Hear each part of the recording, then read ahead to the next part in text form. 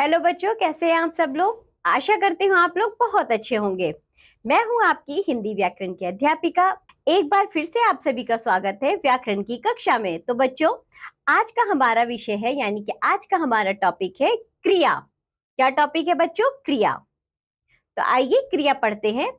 रानी का घर नया है, भोजन कक्ष में रानी नाश्ता करती है, पढ़ने के कमरे में रानी स्कूल का सामान रखती है, सभी रानी के घर की प्रशंसा करते हैं।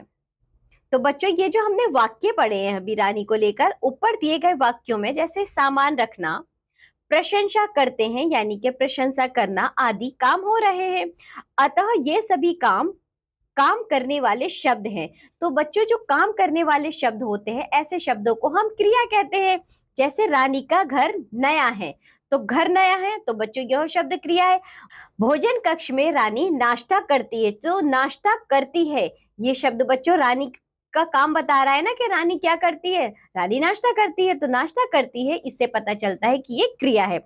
इसी तरह पढ़ने के कमरे में रानी स्कूल का सामान रखती है, तो जो सामान रखती है उस शब्द से बच्चों हमें पता चल रहा है कि ये क्रिया है।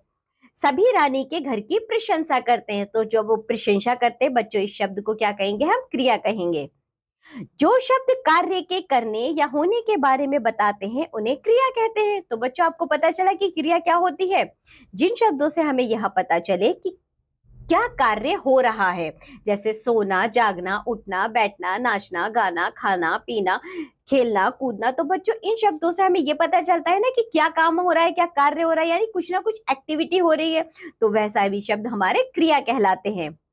कुछ अन्य क्रिया काम करने वाले शब्द इस प्रकार हैं, जैसे बच्चों हंसना, रोना, गाना, बजाना, खाना, पीना, नहाना, धोना, आना, जाना, उठना, बैठना, भागना, बोलना, पकड़ना और बजाना।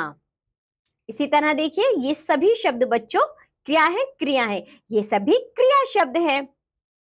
तो बच्चों, इस तरह से आपने ये कुछ शब्द देखे जो कि पता चल रहा है कुछ ना कुछ कार्य हो रहा है, यानी कि ये सभी शब्द क्या है? क्रिया के।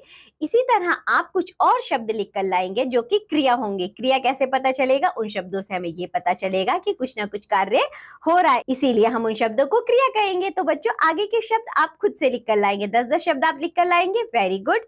तो बच्चों, इसी के साथ ये पाठ होता है यहाँ समाप्त। आज हमने जो भी पढ़ा है आप लोग उसका अच्छे से अभ्यास करिए। अब हम मिलेंगे आपसे अगली कक्षा में, तब तक के लिए बाय बच्चों।